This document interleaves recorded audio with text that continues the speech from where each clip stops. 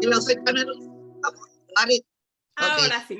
Soy Carmen Rosario, soy la comoderadora del Campus Hispano Nacional y le damos la bienvenida a todos ustedes a participar de este evento que queremos compartir con ustedes como parte de los programas y las acciones que el campus lleva a cabo a través del espacio y del tiempo y de todo y para alcanzar a otras personas. Así que este evento en colaboración también con la Oficina Hispana, le pedimos a Rosa que también colaborara en este evento.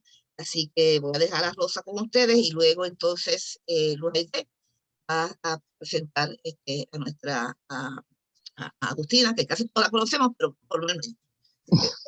Por favor. Y gracias, gracias Carmen. Agradecida con Dios por esta nueva oportunidad que tenemos. Como ustedes saben, desde que nuestras mujeres en Puerto Rico levantaron la voz diciendo no más, hace ya algún tiempo, más de año y medio, hemos continuado con estos talleres, con estas oportunidades y bueno, damos gracias a Dios por Agustina que nos acompaña en esta ocasión y sepan que vamos a continuar trabajando este tema constantemente ya que necesitamos ser como una gotera, ¿no es cierto? Lo que no aprendemos en uno, aprendemos en otro y todos seguimos en este andar de aprender a ser inclusivos en toda la extensión de la palabra y especialmente en este día. Gracias a Dios por ello. Creo que alguien... Luis. Pues, queridos hermanos y hermanas, buenos días a todos y todas. En esta mañana, en esta tarde, este mediodía, tenemos el gusto de tener con nosotros y nosotras a la doctora Agustina Luvis Núñez, quien es natural de Canóvanas, Puerto Rico. La doctora Luvis posee un bachillerato en biología y un certificado en tecnología médica de la Universidad de Puerto Rico. También obtuvo una maestría en divinidad del Seminario Evangélico de Puerto Rico, una maestría en teología y un PhD en teología sistemática de Lutheran School of Theology a Chicago. Es catedrática asociada y decana de asuntos académicos y estudiantiles del Seminario Evangélico de Puerto Rico y ministra ordenada de la Iglesia Defensores de la Fe de Puerto Rico. Algunas de las publicaciones de la doctora Luvis son el libro Creada a su imagen, una pastoral integral para la mujer. Fui extranjero y me acogiste, una reflexión teológica sobre migración y numerosos artículos sobre género, raza y sus intersecciones con la teología. Así que, queridos hermanos y hermanas, con nosotros y nosotras, la doctora Agustina Luvis. Muy buenos días. Dios les bendiga. Qué bueno estar con ustedes en esta mañana. Bienvenidos y bienvenidas. Agradecida al Señor por esta oportunidad y también agradecida al Caucus Hispano-Latino Presbiteriano, a la hermana Carmen y también a la Oficina de Ministerios Hispanos que también nos están apoyando, la hermana Rosa y los Aide, todos los que han hecho posible, ¿verdad?, esta actividad que siempre se ve bien al principio, pero nadie sabe lo que se ha hecho atrás, ¿verdad?, para lograrlo y le doy gracias a Dios que todo se pudo lograr y que estamos aquí gracias al Señor. Así que para mí es un honor como siempre estar en medio de ustedes.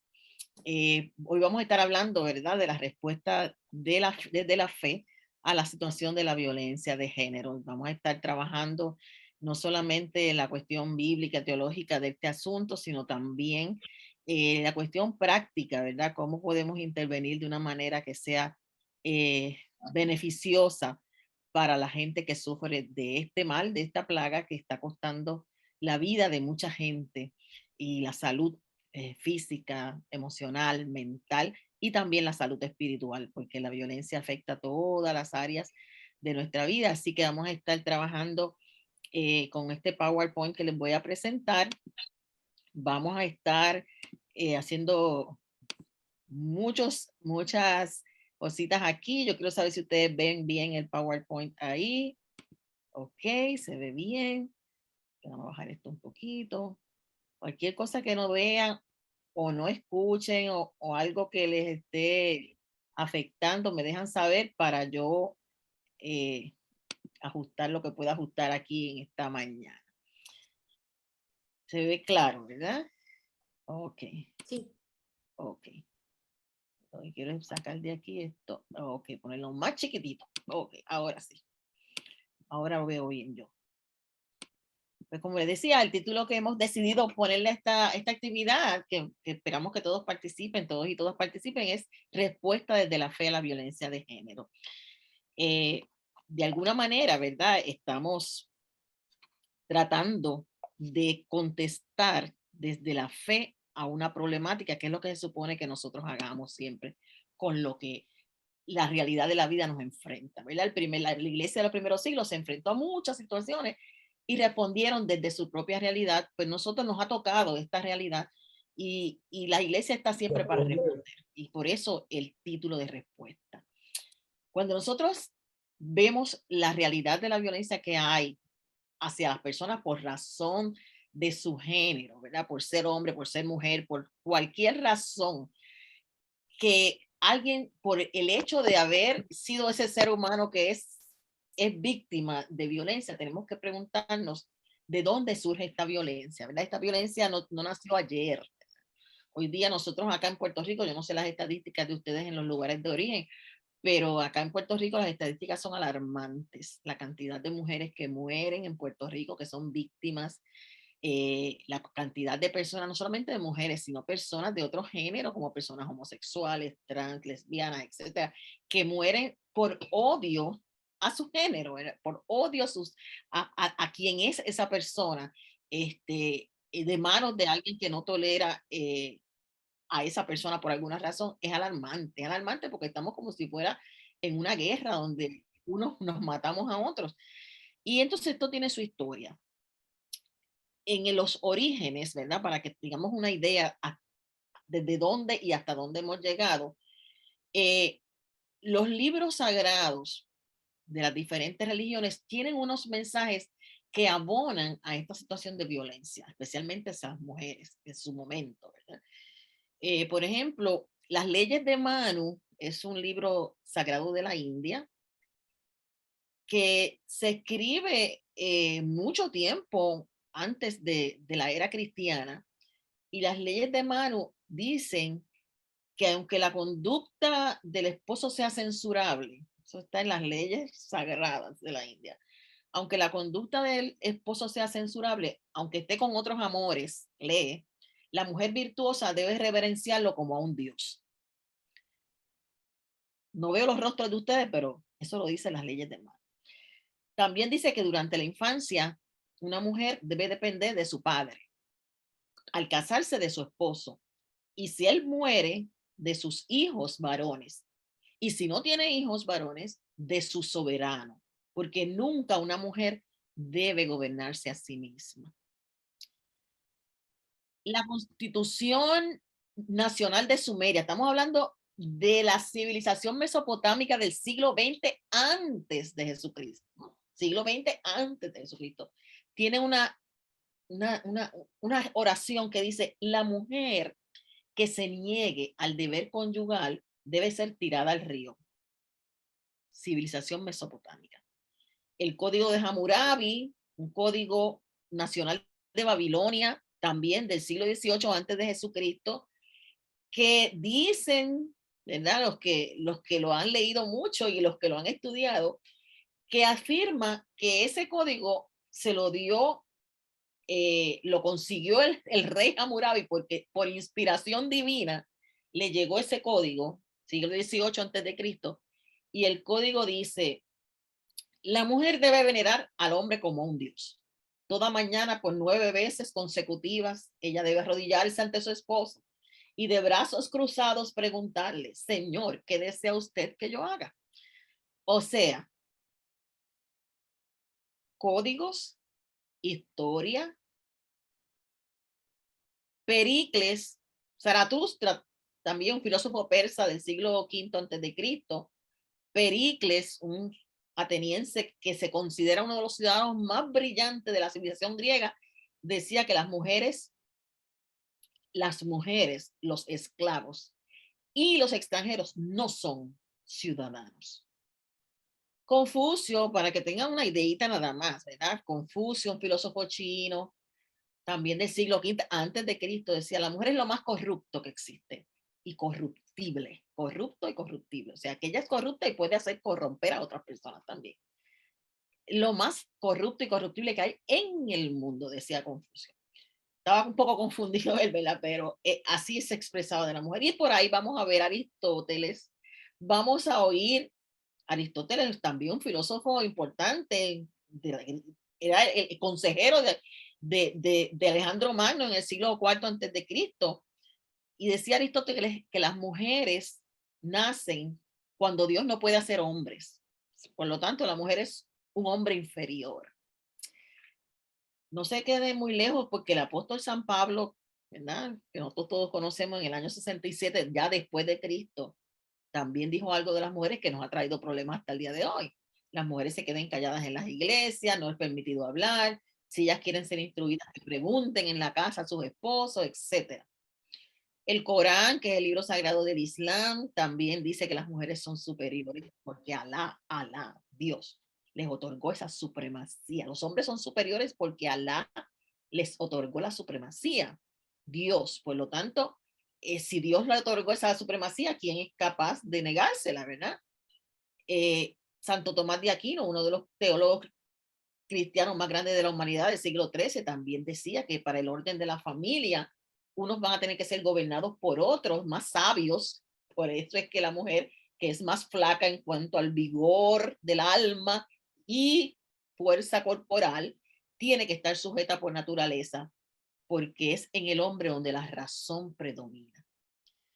Martín Lutero, uno de nuestros reformadores más importantes en el siglo XVI, decía, el peor adorno que una mujer puede pretender es ser sabia. Y así vamos a estar viendo, ¿verdad? Petrarca, Enrique VIII, el jefe de la Iglesia Anglicana. Si ponemos a leer todo lo que aparece en la historia, nos damos cuenta que esta violencia que hoy sufren las mujeres tiene una historia en los libros que se consideran importantes, en los libros sagrados, y la respuesta a esa realidad es que todos esos libros se crearon en un mundo donde se entendía que Dios creó al hombre de una manera superlativa en conocimiento, en capacidades, en razonamiento, en inteligencia, en capacidad de gobernar, por encima de las mujeres, y por lo tanto ellas tenían que estar sometidas. Y si tenían que estar sometidas, pues eso equivalía también a obligarlas a esa sujeción, y eso podría incluir esclavizarlas y hasta matarlas. Así que la alta tasa de muertes de mujeres a manos de sus parejas o sus antiguas parejas o de quien en el pasado, en su vida, tuvo algo que ver con ella, viene de esa idea cultural de que Dios le ha dado al hombre ese don, ¿verdad? Esa supremacía de controlar y de subyugar a su pareja. Eso es lo que tenemos, ¿verdad? Esa es la historia. Pero en términos de violencia que vivimos las mujeres hoy día, la violencia del primer siglo era una cosa, la violencia de hoy es otra. La violencia de hoy se puede ramificar, se puede nombrar de muchas maneras, ¿verdad? Y yo estoy segura que ustedes han estado en otros talleres donde se ha hablado de todos los tipos de violencia, y los que siguen apareciendo, que ustedes van a ver que surgen todos los días una nueva modalidad de violencia. Porque ese mundo, ¿verdad?, basado en esa idea de la supremacía masculina, no ha acabado. O sea, todavía hoy tenemos esa misma idea, lo tenemos en la sociedad, la tenemos en la iglesia, y la violencia que sufre la gente, que los demás y consideran inferiores, ¿verdad?, incluyendo a las mujeres, tiene mucho que ver con esos conceptos que están arraigados en nuestra cultura. No fue que Dios lo quiso así, no es que es la voluntad de Dios, no es que es el orden de Dios, y eso vamos a estar viéndolo, ¿verdad?, durante esta presentación. Pero antes, yo quisiera presentarles un poll que está por ahí, que nos tiene nuestra hermana, no sé si ella lo puede presentar o lo debo presentar yo. Yo creo que yo lo puedo presentar desde aquí. Vamos a ver. Sí. Ok, aquí está. Ya lo envié. Lo enviaste. Ok, ahí está el poll. Vamos a ver. ¿Ustedes están viendo el poll ahí? ¿Lo ven en el screen? Sí. Ok, perfecto. Pues esta es una encuestita breve que vamos a hacer. 3 preguntitas sencillitas. Contéstenla y después vamos a seguir dialogando. La primera pregunta es si se ha discutido en su comunidad lo relacionado a la violencia, la agresión y el acecho, si su comunidad tiene una postura clara con relación a este tema y si entiende usted que su comunidad tiene un protocolo. Un protocolo es qué vamos a hacer, ¿verdad? ¿Cómo vamos a trabajar con esto para responder ante estas realidades? Con toda la honestidad, porque esto no es para nota. Lo que queremos saber es las estadísticas, cómo se está trabajando el asunto y cómo podemos mejorarlo.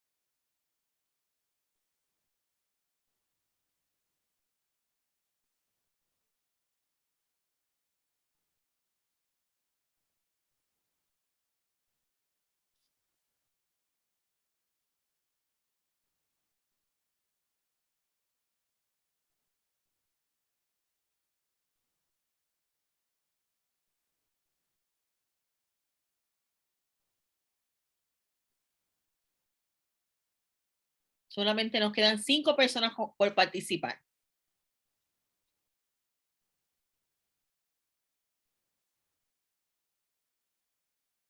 ¿4? 3. Es que no encuentro cómo hacerlo. Ok. ¿Lo ves ahí en la pantalla? ¿Ves el poll en la pantalla? Sí, veo que dice marca violencia. tu respuesta. Marca tu respuesta al ladito, le das un clic. Aquí lo que dice realidad de las mujeres, violencia, eso es lo que veo. Ah, tú no estás viendo el poll. Está bien. Hay algunos equipos que no presentan el poll. Está bien, no te preocupes. Pero en mi comunidad, sí, ahí tenemos hasta un protocolo de violencia. Ok, las preguntas son si se ha discutido en la comunidad el tema, si la comunidad tiene una postura clara con relación al tema y si entiende que hay un protocolo para trabajar el tema. Son las 3 preguntitas. ¿Terminamos? ¿Ya? Sí, yo creo que ya. En poll. Ahí está. Ok, vamos a ver cómo ustedes han respondido aquí. A la primera pregunta, si se ha discutido en la comunidad lo relacionado a la violencia, agresión sexual, acecho, el 75% dice que sí. Eso es maravilloso, ese por ciento. Todavía hay un 25% que dice que ese tema no se ha discutido dentro de su comunidad de fe. A la segunda pregunta, si su comunidad de fe tiene una postura clara con relación a este asunto, ¿verdad? Que ustedes la conocen como miembro o miembro de la iglesia, que esto es lo que la postura de nuestra iglesia, pues ahí el 53% dice que sí y el 47% dice que no. Fíjense cómo van cambiando los porcientos. Quiere decir que esta actividad es necesaria. Y en la última pregunta, que es bien importante también, que si entiende que su comunidad de fe responde con un protocolo, o sea, que ya tiene todo esto set, que esto es lo que vamos a hacer cuando surja un caso, que así es que se trabaja, que hay un comité, que el pastor o la pastora ya ha dicho qué es lo que se va a hacer y usted lo conoce. Eso es el protocolo, ¿verdad? Pues ahí, interesantemente, el 38% dice que sí existe un protocolo, pero hay un 63% que dice que no existe ese protocolo. Así que Hermanas, Rosa, Carmen, este taller era necesario. Eso es lo que queremos saber. ¿Cómo es, ¿verdad? Palpar de alguna manera esta realidad. Ok. Vamos a cerrar aquí. Y vamos a trabajar entonces con eso en mente. Que estamos trabajando algo que es necesario que trabajemos en esta mañana. Como yo les decía, ¿verdad? La violencia, todos los tipos de violencia son extremadamente dañinos para cualquier ser humano. Para un niño, para una persona con discapacidad, para un anciano, para una mujer, para un hombre. Para cualquier persona, cualquier tipo de violencia es bien dañina. No la nombramos para decir que hay unas mejores y otras peores y unas que... No, no, no, no. Todas son dañinas. Se nombran para poder identificar cómo se va a tratar ese tipo de violencia, porque cada tipo de violencia tiene unas maneras de trabajar con ella, pero todas son dañinas para el ser humano. Atentan contra esa dignidad del ser humano que la recibimos de esa imagen de Dios que Dios nos ha dado a todos y todas. Dios nos creó a hombres y a mujeres a su imagen y semejanza. Por lo tanto, cada ser humano tiene una dignidad nata que viene con ese ser humano, y violentar ese ser humano es atentar contra esa verdad bíblica y teológica de que ese ser humano tiene en sí esa imagen y semejanza de Dios. Si desde ahí partimos, ¿por qué esto es pecado? ¿Verdad? Por hablar en términos más de iglesia, ¿por qué la violencia es pecado? Porque atenta contra esa verdad importantísima de que el ser humano ha sido creado a imagen y semejanza de Dios. Entonces hay muchos tipos de violencia. Yo quiero solamente que veamos, ¿verdad? Este videíto que nos va a poner nuestra hermana Rosa, para que tengamos una idea, ¿verdad? De lo que se vive en términos de violencia. Si no, yo puedo hacerlo. ¿Lo puedes hacer? No lo bajé ese. Sí, puedo, lo tengo. Okay. Ahí está.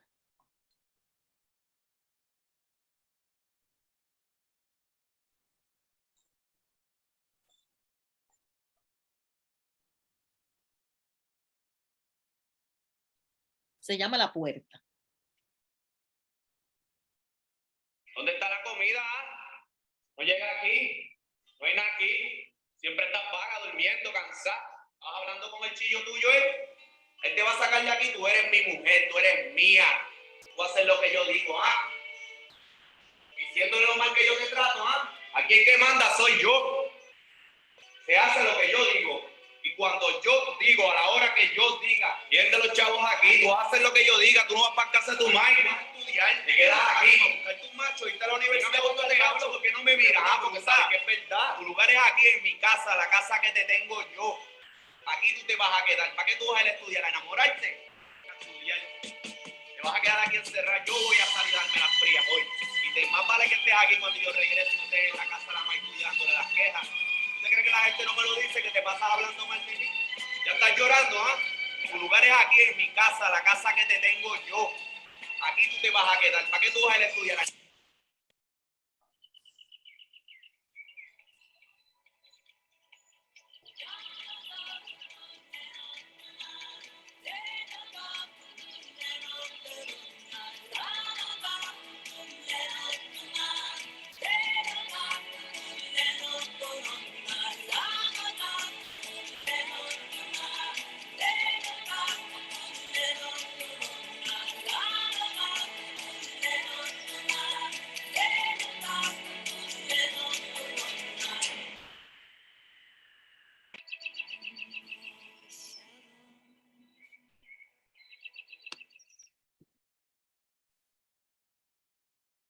Ok. Ahí estamos.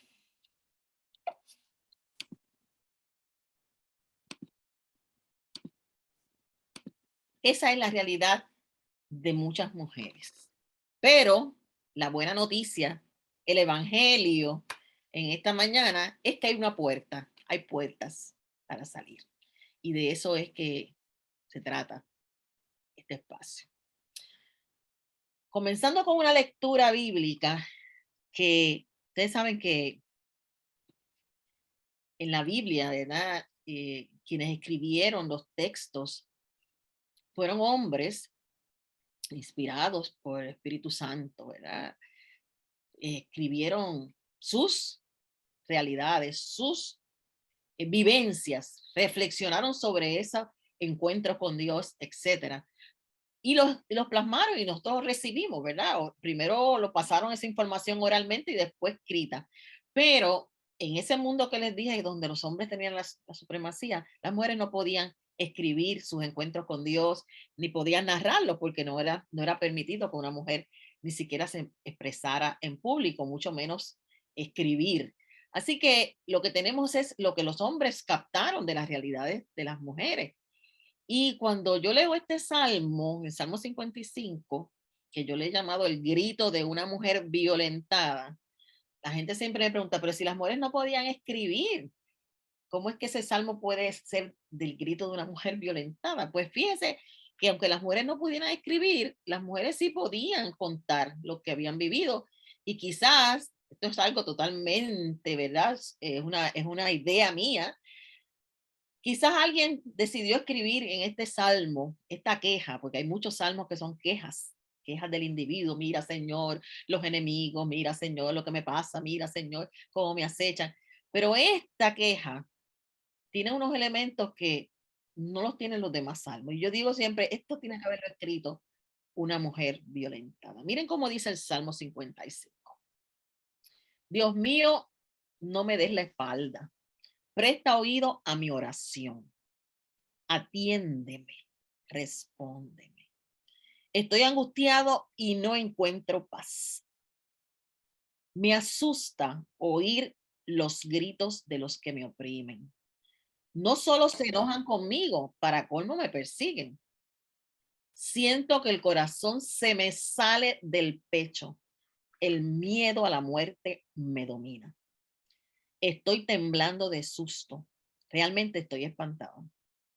Quisiera yo tener alas y volar como paloma hasta un lugar tranquilo, como la mujer del video. Me iría muy lejos de aquí. Me iría a vivir al desierto. Buscaría refugio y me pondría a salvo de los que me atormentan. Dios mío, destruye sus planes. En la ciudad solo veo sangre y violencia. Dentro de sus murallas reinan día y noche la intriga, la maldad, el engaño y la opresión dominan sus calles.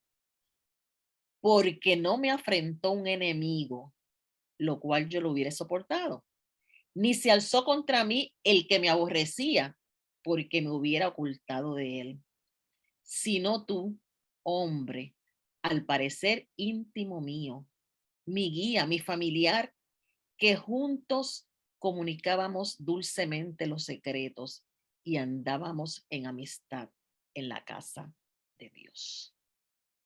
Porque no me afrentó un enemigo, lo cual lo hubiera soportado, ni se alzó contra mí el que me aborrecía, porque me hubiera ocultado de él. Sino tú, hombre, al parecer íntimo mío, mi guía y mi familiar, que juntos comunicábamos dulcemente los secretos y andábamos en amistad en la casa de Dios. Díganme ustedes si eso no puede haber salido de un corazón de una mujer atormentada por la violencia. Pues como les dije ahorita, todas las formas son terriblemente dañinas, porque atentan contra ese concepto de que el ser humano, Dios lo hizo a su imagen y semejanza. Y si es algo así, si atenta contra lo que nosotros creemos desde la fe, pues es algo que nos tiene que preocupar como iglesia. Desde el cristianismo es pertinente que veamos el problema como uno de nosotros, no de las mujeres, sino de nosotros como iglesia. Es uno de nuestra fe. Por eso la respuesta que queremos articular tiene que ser desde la fe. ¿Por qué? Porque es en la iglesia en que nosotros afirmamos esa imagen de Dios en el hombre y en la mujer. Decimos que ambos comparten esa responsabilidad de cuidar de toda la creación. Nosotros aquí en nuestras iglesias es que nos percatamos de que Jesús dignificó a toda la raza humana, que el verbo se hizo humano, se hizo ser humano. identificación con hombres y con mujeres, salvación para hombres y mujeres. Es en la iglesia en que nosotros vivimos el Pentecostés, donde el Espíritu de Dios se derrama sobre hombres y mujeres, niños, niñas, como símbolo de equidad. Aquí nadie queda fuera. Así que lastimar a una persona es herir el cuerpo de Cristo, sea quien sea esa persona, sea un niño, sea una mujer, sea un anciano. Es herir un hombre, es herir el cuerpo de Cristo. Si nosotros entendemos como iglesia que somos el cuerpo de Cristo, cualquier acto de violencia es herir ese cuerpo de Cristo. Así que ese asunto de la violencia, sea cualquier persona, es asunto de la iglesia. Porque no solamente por todas las razones que he dado, sino porque desde la fe nosotros compartimos la esperanza de transformación, la esperanza de conversión, tanto para las víctimas de la violencia como para las personas que la perpetran. Vislumbramos la posibilidad de arrepentimiento. Creemos en la capacidad de conversión para la gente que agrede también. Así que por todas esas razones es un asunto que nos compete como iglesia. Y entonces yo les decía que nosotros la clasificamos para cuestión de identificar cómo la vamos a combatir. Y cuando hablamos, esto vamos a pasar bien rápido porque seguro que esta parte casi todos la han tenido alguna vez en algún tipo de conferencia como esta. Hablamos de que física, y cuando hablamos de que física no hay que explicar mucho, ¿verdad? Golpear, quemar, patear, esterilizar forzadamente, abortar forzadamente, mutilar, dañar la propiedad, atentar, asesinar. Sería, wow. Pues miren, esto no es una fantasía. Esto es la realidad que viven muchas mujeres hoy en nuestras comunidades. Y lo más terrible es que algunas de ellas están sentadas en las bancas de nuestras iglesias. Y a veces nosotros nos percatamos. Cuando hablamos de la psicológica, es todos esos mensajes que recibe una persona de otras personas, que hay siempre de mayor autoridad, describiéndola como alguien que no vale nada, que está aislada, que se aísla. Vieron como él le decía, no vas para casa de tu mamá, no vas a hablar con tus amistades, ¿a qué tú vas a decirle qué es lo que yo te hago? O sea, ese aislamiento, el chantaje, aquí el que traigo el dinero soy yo, o sea, si yo no lo traigo te vas a morir de hambre, la exclusión, el rechazo, la crítica, la amenaza, la culpa, la victimización, todo eso son facetas de esa violencia psicológica que si la física a veces pasa inadvertida para nosotros y nosotras, la psicológica aún más, porque son asuntos que no se ven a primera vista. Tú tienes que intimar un poco con una víctima para darte cuenta que está viviendo este tipo de violencia. Les voy a hablar de estos dos tipos de violencia psicológica que son más recientes, ¿verdad? Una se llama mansplaining. Mansplaining en inglés. Cuando yo trato de traducir esto, no me gusta la traducción, pero para que si alguien no entiende el concepto en inglés, pues sería macho explicación o hombre explicación. ¿En qué consiste este tipo de violencia psicológica?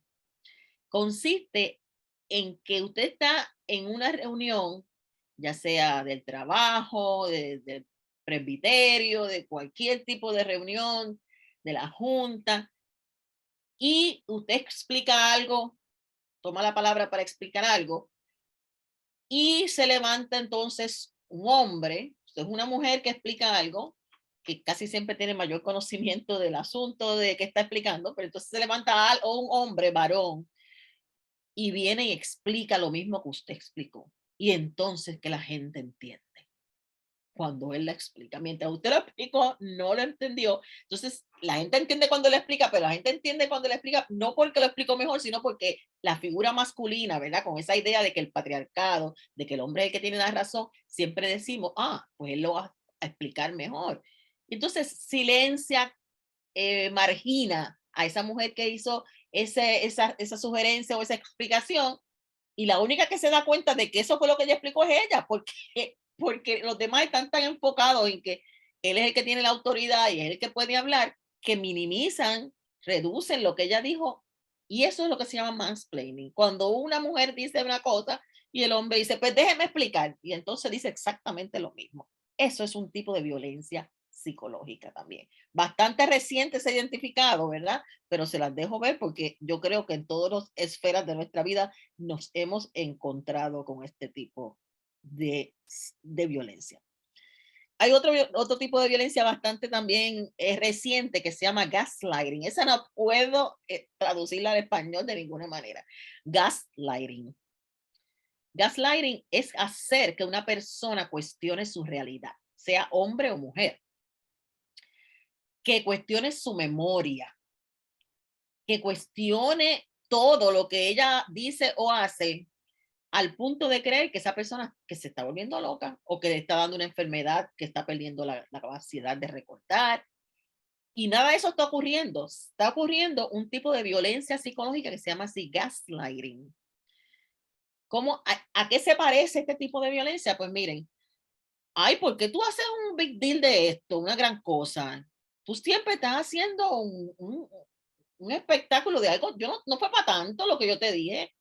Te puede haber dicho perra muerta, pero eso para él no es para tanto, así que tú eres la culpable de hacer un big deal de ese insulto, ¿ves? O es tu culpa, estás actuando como loco o como loca. Ay, pero si yo estaba bromeando, no tienes que tomarlo personal. Tú siempre estás torciendo las cosas, siempre estás entendiendo mal lo que yo te digo. Tú te enojas por cualquier cosa, es que tú eres muy sensitiva o muy sensitivo, ¿verdad? También, porque el gaslighting también se puede dar en ambas direcciones. Tú estás imaginando cosas, y si se enoja y se molesta y se pone violenta a otra persona, el gaslighting es decir, tú me hiciste que me molestara. Es culpa tuya que yo reaccione de esta manera, porque estás haciendo siempre un escándalo de nada. Es más, yo te voy a decir la verdad, eso que tú dices, yo nunca dije eso. Tú no estás pensando claramente. Es insano lo que te está pasando. Tú no estás recordando bien las cosas. Cálmate, no seas tan dramático. Tú siempre llegas a la conclusión equivocada. Estás paranoide. Gaslighting. La persona, de tanto escuchar ese tipo de comentarios a su persona, empieza a dudar y a cuestionar al punto de creer que es cierto que ella está mal. Y eso es un tipo de violencia psicológica. La violencia sexual, que se da también en todo este espectro de violencia. La violencia sexual tiene que ver con explotación sexual, tiene que ver con trata de personas, con turismo sexual, con hostigamiento, con exponerte a pornografía, con violación, obviamente, con rozarte, con amenazarte, con acosarte, con exhibicionismo, con manosearte, con lenguaje obsceno. O sea, la violencia sexual tiene muchas dimensiones aún dentro del mismo matrimonio. Oh, no se supone que la mujer, como decía aquel Petrarca, que tiene que cumplir con el deber conyugal o como decía el Zaratustra. No, aquí hay una cosa que se llama consentimiento, amor.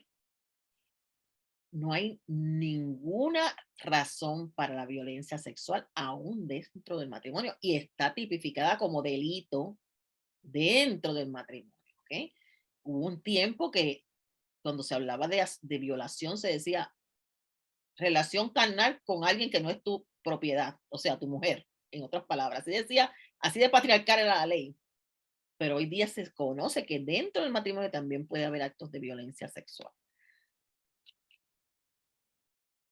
Ok, vamos a ver si esto me cambia, que ahora como que se quedó ahí. Ahora, aquí está. La violencia económica, eso pues tiene que ver también con la explotación. Tiene que ver con que esa persona, una de las dos personas en la que contribuye económicamente a la relación o a la vida de familia, y es la que controla porque él es el que paga o ella es la que paga o la que gana más o el que gana más. y tú no vas a acceder a los recursos económicos que tenemos. Yo voy a controlar todo lo que tú compras, todo lo que tú adquieres.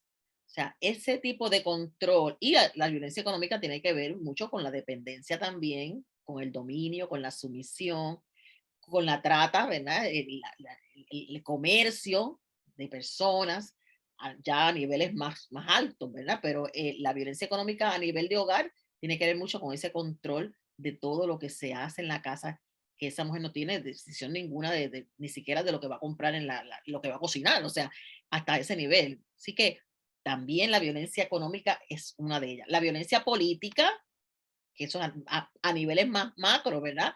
Terrorismo, totalitarismos, genocidios, o sea, gobiernos que son los que dominan todo el escenario y no hay ningún tipo de democracia, genocidios, la matanza también de personas por su origen étnico o racial, que eso ya es mucho más grande, ¿verdad? Y utilización de esa mujer o ese hombre como objeto de negociación. Esto está en la violencia económica, pero también en la violencia política, que también, ¿verdad?, es parte de la violencia que pueden sufrir las mujeres y los hombres. Llegamos entonces a la violencia religiosa, que también se ha llamado violencia espiritual. Cuando hablamos de este tipo de violencia, incluye, pero no se limita a ser manipulado, manipulada por una creencia religiosa, sino también tiene que ver con la censura en la toma de decisiones de esa persona. ¿Quién decide eso? Esto lo decido yo con la consejería pastoral, utilizando, o esto es una decisión que la toma mi iglesia con referente a mi vida. Requisitos de secreto y silencio, no se puede hablar de lo que se hace aquí. Ese tipo de manipulación tiene que ver con violencia religiosa. Mucho de la violencia religiosa se da en estos grupos religiosos donde no se conoce ningún reglamento, no se conoce ningún protocolo, no se conoce nada. O sea, la violencia religiosa tiene un espacio bien fértil y un campo bien fértil donde toda la autoridad está centralizada en una sola persona. Presión para conformarse, mal uso de las escrituras, mal uso del púlpito es también violencia religiosa, mal uso para controlar el comportamiento de las personas, el requisito de obediencia a esa persona que te hace violencia. Yo soy el pastor o la pastora y como yo soy el pastor o la pastora puedo hacerte violencia, o la sugerencia siquiera que la persona que te atropella tiene una posición divina, que Dios le delegó esa autoridad, ese poder. Eso es violencia religiosa también. Así que todos estos tipos de violencia pueden ser parte de la vida de una persona que esté en la misma congregación y que nosotros no sepamos. Yo siempre he contado la historia de una persona, un pastor que decía que después de haber tomado todo un curso de violencia familiar y de género, todo tipo, él dice, en mi iglesia no pasa esto, no pasa esto, nunca nadie ha ido a mi oficina a decirme que está viviendo una situación de violencia. Miren, la gente que tenemos en las iglesias es la misma gente que está en la sociedad. Así que si la sociedad, el porciento de violencia es tal, prepárate que en la iglesia tú vas a tener ese porciento de violencia también, silenciada o no silenciada, porque esas personas que van a la iglesia no vienen de otro planeta, vienen de la misma sociedad donde están viviendo esta misma tragedia. Y entonces él decía que en su iglesia no había. Entonces otro compañero pastor le dijo, pues mira, si tú dices que no hay, te felicito, pero yo te pido que hagas esta prueba. El domingo que viene predica en contra de la violencia. Predícalo desde el púlpito. Y él hizo caso, predicó. Y él al otro día decía que la secretaria empezó a llamarlo. Mira, aquí fulanito está pidiendo una cita. Y el otro está pidiendo una cita. Y el otro está pidiendo una cita. Y se dio cuenta que el silencio acerca de la violencia se debía a que él nunca había atendido el asunto desde el púlpito. Miren, cuando hay un asunto que nosotros no hablamos desde el púlpito, no hacemos un taller, no hacemos esto que ustedes están haciendo hoy, lo ignoramos, lo silenciamos. La gente que está viviendo lo dice, no le interesa a nadie aquí ese problema. O otras personas no lo tienen, soy yo la única que carga con este problema. Si desde el púlpito nunca se habla en contra de esto, quiere decir o que está bien lo que yo estoy viviendo, es parte del contrato matrimonial que hice, o que sencillamente no hay nadie más que está sufriendo esto y no, ninguna de las dos es cierta. Ni está bien, ni no hay nadie más. Es que a veces omitimos trabajar con el asunto. ¿Alguna pregunta hasta ahora? Pueden ponerla en el chat, ¿verdad? Esa es la parte de lo que vamos a hacer. Veo muchas cositas en el chat ahora. Déjame ver qué es lo que hay aquí. Ok.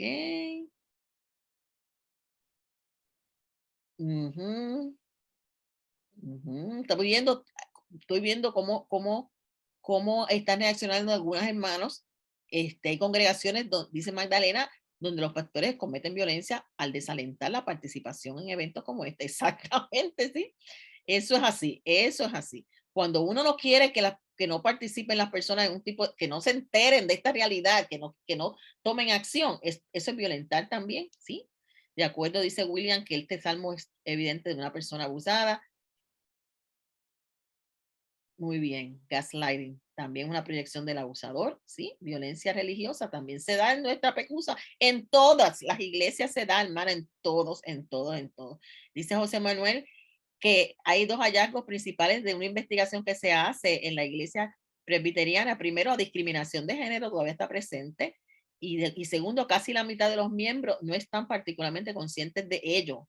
8 de cada 10 ministras de la palabra y los sacramentos han experimentado discriminación, acoso. Miren todo esto: acoso, discriminación y comentarios prejuiciados debido a su género. Y 4 de cada 10 sienten que han experimentado prejuicio de género en contratación, promoción, selección para una posición oficial.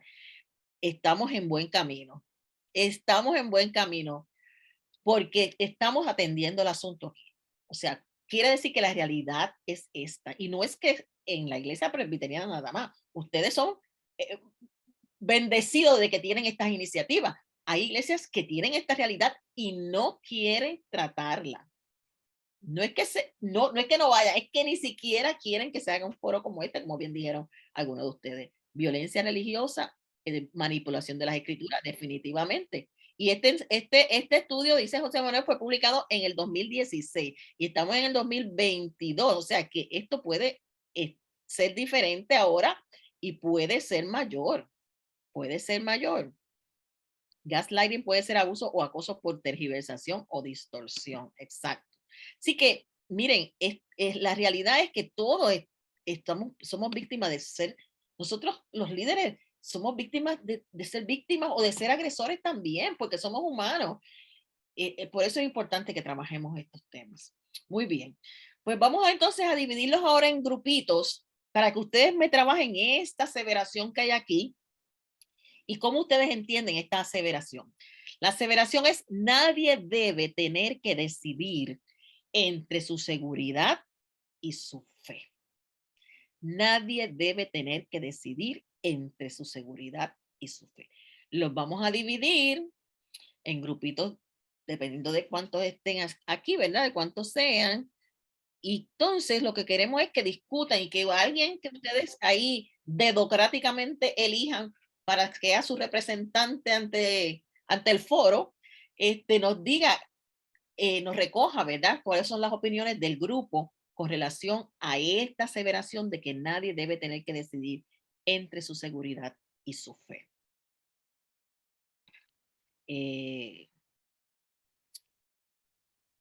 Rosa, ¿quieres que lo divida yo o tú los puedes dividir? ¿Ya están? Ya están. Ok, ya están divididos. Así que váyanse a su grupo y trabajen eso y vamos a darle un tiempito, ¿verdad? Le vamos a dar, ¿qué? 10 minutos, 5 minutos. ¿Cuánto le damos? Sí, está bien.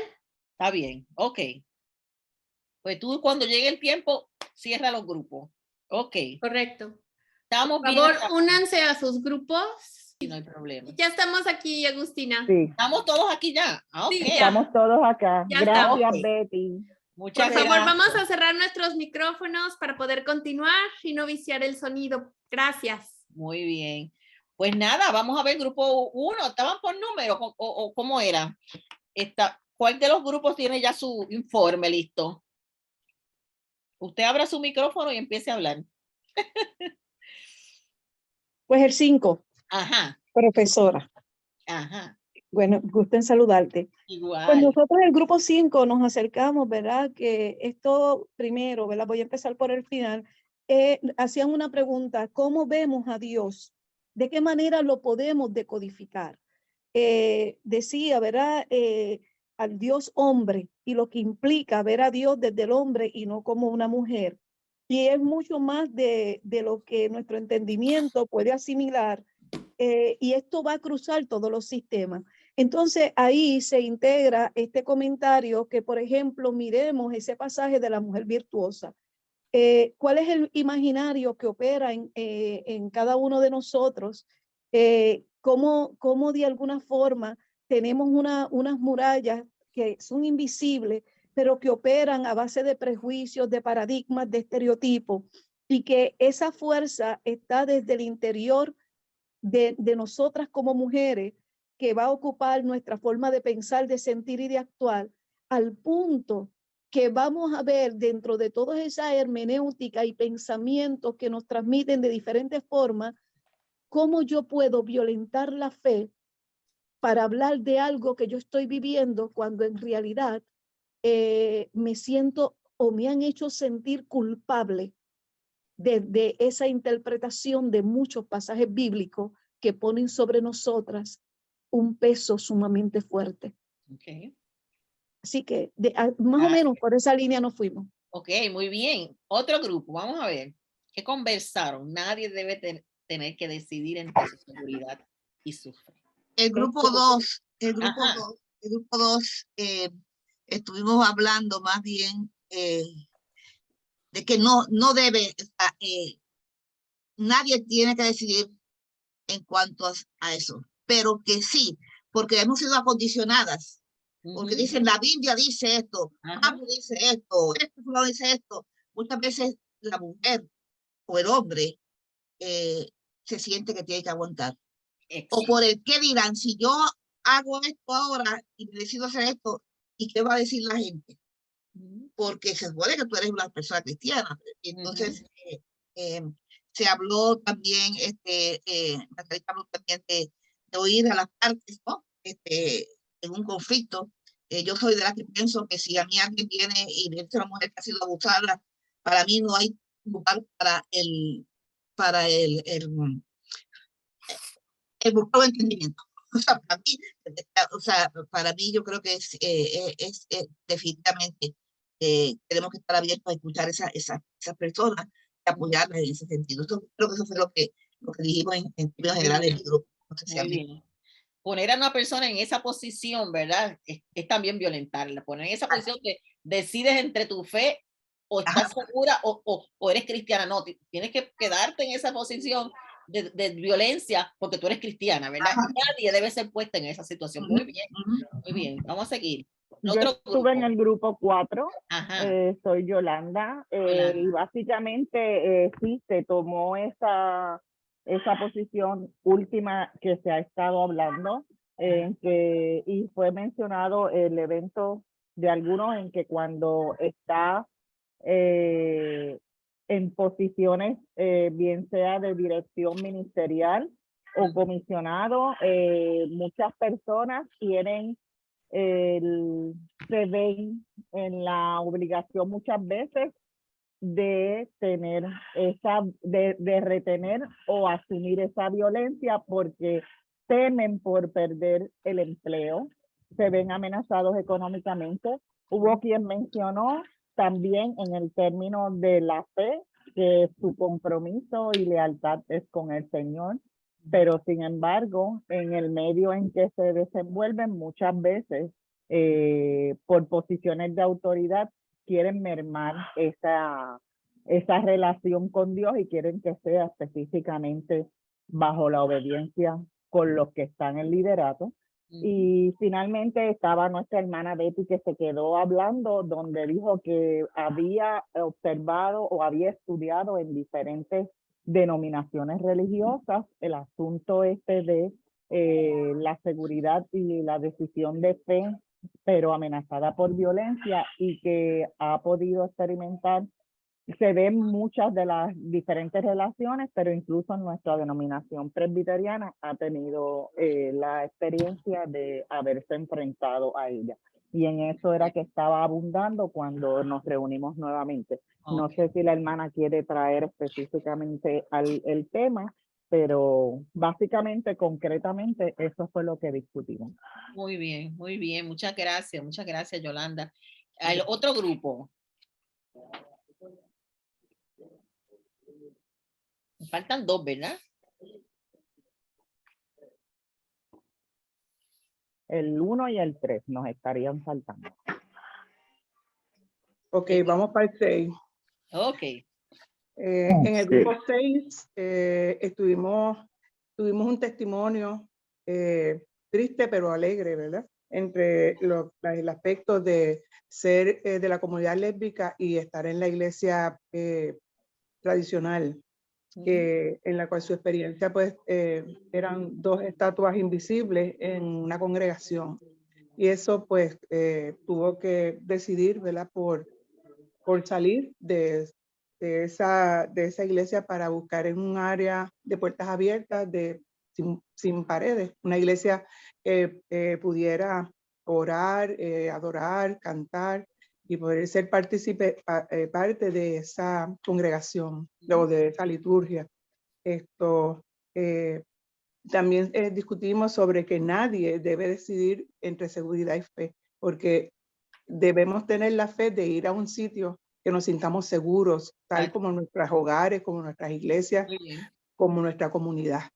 ¿Verdad? Esto estaba bien, estábamos todos de acuerdo. En el otro aspecto es que la otra hermana, que ahí fue que nos quedaron cuando nos dividieron, es que sí, en su iglesia tienen protocolos y tienen reglamentos. Si la hermana quiere abundar, porque realmente nos quedamos ahí, que nos alegra. Yo me sentí muy alegre porque en la mayoría hace tiempo atrás estábamos en el comité sobre un caso que surgió de comité judicial y no encontramos las iglesias con sus protocolos. Sin embargo, ella me dice que sí, Bueno. o sea, que estamos por buen camino. Claro que sí. Los cambios toman ese tiempo, pero si se va dando y cada día recibimos beneficios de esos cambios, aunque sean lentos. Muy bien. Y falta Sí, un grupo. Ajá. En el grupo 3. En el grupo 3, sí, en la solución no se debe tener que decidir entre la seguridad y la fe. Pero sí, muchas veces hay que decidir, por ejemplo, en el caso donde está en peligro la vida de la persona, ¿verdad? Hay que decidir tomar acción, aunque sea en contra de las reglas de la denominación o de la iglesia. Claro. Sí, definitivo. Y muchas veces las mujeres mismas somos culpables porque no hablamos. Pues hablamos entre nosotras cuando estamos en grupos, aún entre seminaristas, porque, ¿verdad? En el grupo hay una ministra jubilada, y cuando ella le dice que lo consulte con sus pastores, pues entonces los pastores lo que hacen es tratar de minimizar y justificar el comportamiento, diciendo pues que los hombres son así y tenemos que aceptarlos como son.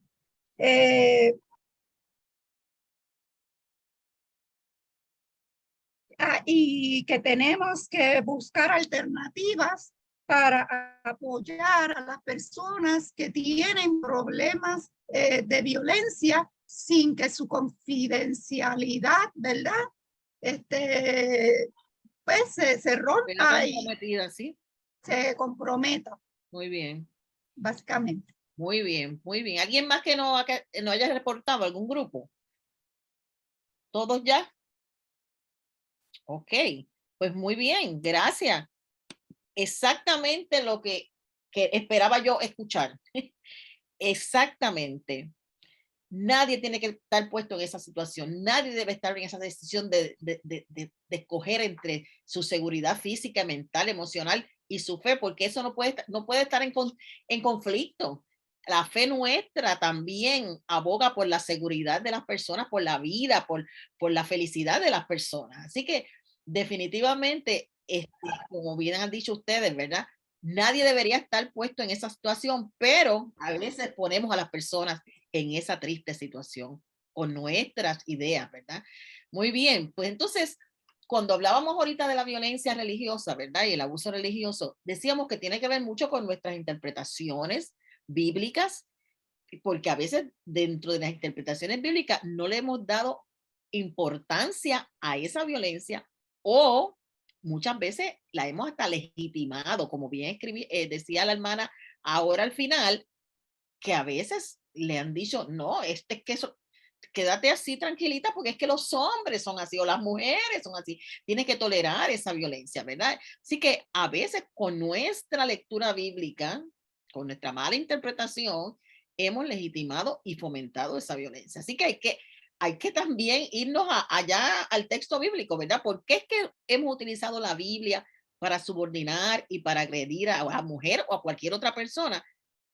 Miren, la palabra de Dios no es una palabra para autorizarnos a agredir ni a dañar, al contrario, en el libro sagrado nuestro lo que contiene es un mensaje de salvación y de buenas noticias, pero en ese libro también hay sucesos de violencia, no para que lo imitemos, sino para que reconozcamos esos sucesos de violencia y no cometamos esos mismos sucesos. Los escritores bíblicos fueron seres humanos que pasaron por todas las circunstancias que puede pasar un ser humano, pero de ahí tenemos que aprender. Miren todas las acciones violentas que tenemos hacia las mujeres, específicamente en el mundo patriarcal, en la Biblia. Abraham mintió y dijo que Sara era su hermanita para no tener problemas con el faraón. Le hizo violencia. Lot ofreció sus hijitas vírgenes a los hombres para salvar a sus huéspedes de los propósitos lascivos. A las hijas vírgenes. Esto es una cosa increíble. Abraham también expulsó a Agar de su casa y su hijito en los brazos al desierto y los expuso a la muerte. Y con toda la riqueza que tenía este hombre, le dio un galón de agua y un pedazo de pan como pensión alimentaria a Agar. Violaron a Dina y Tamar en el texto bíblico. Jefté sacrificó a su hija para cumplir un voto que le hizo a Dios un día. Lo primero que salgas después de la guerra a saludarme, lo voy a sacrificar. Salió la hija a saludarlo. Un voto sacrificando la vida de su hija. Y en Jueces tenemos una de las historias más trágicas de la Biblia, una de las más sangrientas, de los textos más terribles, de terror, como diría la biblista Phyllis Triber. Asesinan y cortan en 12 pedazos a esta mujer, la concubina del levita. El rey David usó su poder también para violar a Betsabé y asesinar a su marido. Entonces, todos esos son actos de violencia que están, pero nosotros y nosotras vamos a la Biblia no a ver lo que hicieron estos hombres y mujeres y sus actos de violencia, sino a lo que Jesús nos dice, el Evangelio, Jesucristo nos dice que hay que hacer. Jesús para nosotros es la máxima revelación de Dios, es la palabra con P mayúscula. Y en esa palabra, Jesús nos recuerda muchas veces, tú oíste que fue dicho, pero yo te digo, así no va a ser de esta manera. Y siempre que Jesús dice eso, hay que estar atento a qué es lo que él dice, él que oíste que fue dicho, mas yo te digo. Jesús viene con una visión más inclusiva, más amorosa, más compasiva que cualquier otro escritor bíblico, que cualquier otra persona que interpretó la Torá o la ley de Moisés. Y ese es el mensaje principal de la Biblia. Dios y sus propósitos redentores es el mensaje de la Biblia. No es la vida de los escritores, es Dios. ¿Qué está haciendo Dios a pesar de esos hombres y mujeres que nos habla la Biblia, verdad? A pesar de Jonás, en el libro que se llama Jonás, no es de Jonás el libro, no es la historia de Jonás el libro, se llama Jonás, pero la historia es de qué hace Dios en ese texto, qué está haciendo Dios a pesar de Jonás. Así que cuando buscamos ese mensaje en el texto bíblico, nos damos cuenta que Jesús rompió con todo esquema de opresión a cualquier ser humano, porque Él es la revelación divina máxima, y eso nos da a nosotros la perspectiva de por dónde tiene que ir nuestro trabajo eclesial y nuestro trabajo pastoral. Lamentablemente todavía hoy tenemos muchos fariseos de nuestras congregaciones que prefieren no atender al mensaje de Jesús y siguen con la, ¿verdad? Con toda esta estructura patriarcal que tanto daño le ha hecho a mucha gente. O sea, esa violencia tiene raíces que se pueden atajar, que se pueden atender, y esas raíces están, como vimos del principio, en la historia, en las culturas y en las religiones. Y casi siempre son las mujeres y los grupos minoritarios los que, producto de esas ideas culturales, tienen que vivir en una situación de violencia. Nosotros tenemos herramientas para trabajarlas, hay metodologías de analizarlas y tenemos lentes a través del cual analizar cómo todas esas reflexiones, acciones, percepciones con relación al ser humano, muchas de ellas están guiadas por una cultura patriarcal. Vamos a ponerla en conversación con lo que dice el Evangelio de Jesucristo. Esa es la alternativa que nosotros tenemos que hacer, tenemos que trabajar. Esta actitud hacia ese ser humano es guiada por mis prejuicios, por lo que aprendí, o tiene que ver con la voluntad de Dios para esa persona. Obviamente nos vamos a dar cuenta que el origen de la violencia no es natural ni es divino, es cultural. Y todo lo que sea cultural tenemos que atenderlo. Entonces, ¿cómo hacemos esto? ¿Cómo nosotros podemos apoyar a estas personas que nos llegan, que sabemos que son víctimas de todo tipo de violencia? Pues hay unos pasos a seguir, ¿verdad? Hay un protocolo a seguir. Por eso yo les preguntaba si en las iglesias ustedes conocen que hay un protocolo, y muchos dijeron que no, un 63%, pero hay un 43% que dijo que sí. Así que eso es una buena noticia, pero ese por ciento que tenga ese protocolo tiene que aumentar de aquí al año que viene cuando volvamos a hablar de este tema, ¿verdad? Entonces hay unos pasos sencillos para apoyar a una persona víctima de violencia, cualquier persona. Primero, hay que hacer un acercamiento directo a esa persona en un lugar seguro y confidencial. Como bien dijo una de las hermanas, la confidencialidad de esa persona nunca puede estar en riesgo. Nunca puede estar en riesgo. Lugar seguro y confidencial. ¿Cómo se acerca uno si uno nota que una persona es víctima de violencia? A veces no lo notamos, a veces la persona nos tiene que decir, pero a veces las señales son bien visibles. Hay que estar pendiente. Y en ese acercamiento uno puede dejarle saber que ha notado algo, que si estoy preocupado o preocupada, ¿verdad? Pues no se acerca porque he notado esto en ti. Entonces, hable con esa persona en una conversación libre de juicios, de prejuicios. ¿Cómo es que uno hace eso? Si uno tiene el prejuicio en la mente que esta mujer merece los golpes que ha recibido, ahí no puede atender ese caso sencillamente, porque eso es un prejuicio. Libre de prejuicios es escuchar atentamente lo que esa persona tiene que decir, sin hablar. La persona que quiere ayudar, lo primero que va a hacer es escuchar. Y según las circunstancias de la situación, puede ocultar el nivel de riesgo sobre la vida y la seguridad de esa persona.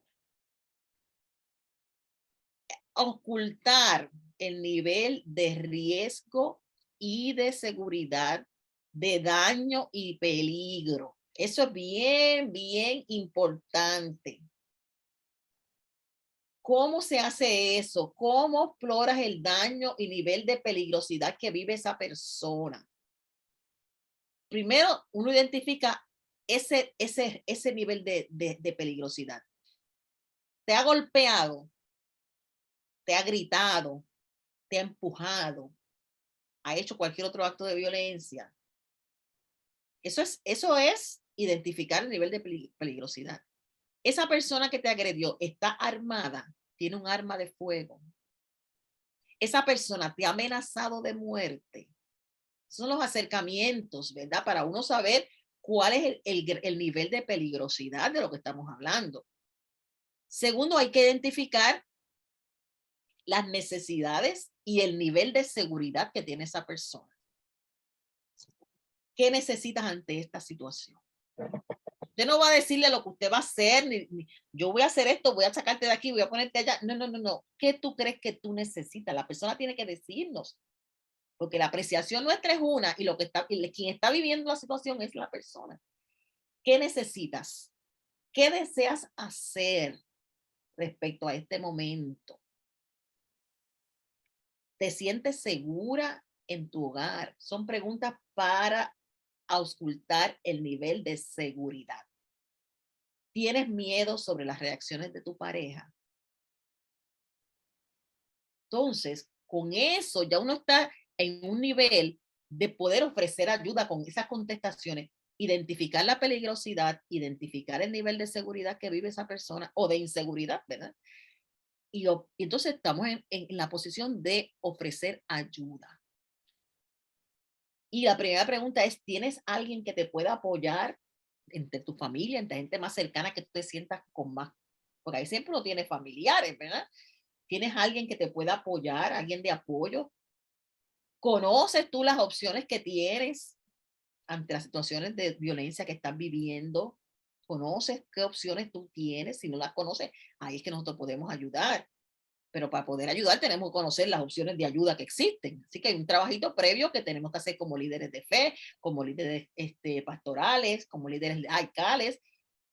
¿Te gustaría recibir de apoyo fuera de la iglesia? ¿Te gustaría que te atendieran, que te ayudara alguna agencia que está especializada para esto? ¿Has considerado involucrar a la policía, dependiendo del nivel de peligrosidad que ella viva, ¿verdad? O él viva. ¿Has considerado una orden de protección? ¿Necesitas asistencia médica? Ahí es que va el apoyo nuestro y los servicios. Entonces, si es de esta conversación, identificando el nivel de peligrosidad y nivel de seguridad y los servicios de apoyo que ella necesita, de esa conversación, entonces surge que podemos entonces llamar a las agencias que sabemos que existen, que ya tenemos que tener. No podemos esperar que alguien venga a decirnos que está en esa situación para empezar a buscar a dónde tengo que llamar. No, hay que tener ya un listado, un directorio. Eso es parte de los protocolos que hay que tener, un directorio para orientar y referir. Y si hay riesgo o peligro para la víctima y su familia, hay que activar un número de emergencia en su localidad. Si el riesgo de peligrosidad y de inseguridad es a un nivel alto, hay que actuar, Entonces, importante, nunca reúna, si ambas personas van a la misma iglesia, esto lo tengo que decir porque esto es bien importante. Si ambas personas van a la misma iglesia, porque puede ser que la pareja ambas vayan a la iglesia, nunca reúna al agresor o la agresora con la víctima. Eso nunca se hace. No se hace consejería en pareja, nunca, cuando hay un problema de violencia.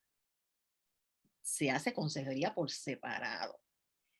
No se confrontan a la persona, pues voy a traerlo a él y voy a traerla a ella para que aquí me diga. No, eso sería un riesgo mayor, no solamente para esas personas, sino para usted como querer interceder de esa manera.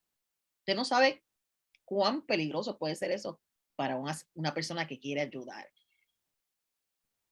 Hay que referir a una de las personas a que reciba consejería pastoral con otra persona, con otro líder pastoral. No pueden estar los dos juntos recibiendo consejería pastoral y no se pueden poner a confrontar las personas en una reunión. En caso de que exista una orden de protección, no se pueden encontrar ni siquiera en el templo. Tienen que buscar otro lugar donde acudir, asistir la otra persona porque no pueden estar cerca. Tampoco debe exigir usted el perdón o la reconciliación. Ay, pero hermana, tenemos que perdonarnos, dice la Biblia. Pues claro, ese es otro taller, lo que es el perdón y la reconciliación, Rosa. Ese es otro taller. el perdón y la reconciliación no es una opción que usted puede darle a una pareja que está viviendo violencia. Porque yo no expliqué esto porque creo que esto es un poquito más avanzado que empezar a hablar de violencia, pero yo estoy seguro que ustedes han escuchado que la violencia no es lineal, es un círculo donde se vuelve a caer en el mismo lugar violento. Hay perdón, reconciliación y hay volver y enamoramiento nuevamente y luego vuelve, cuando es en pareja, ¿verdad? Vuelve cuando no se trabaja el asunto de la violencia, vuelve a recurrir la violencia.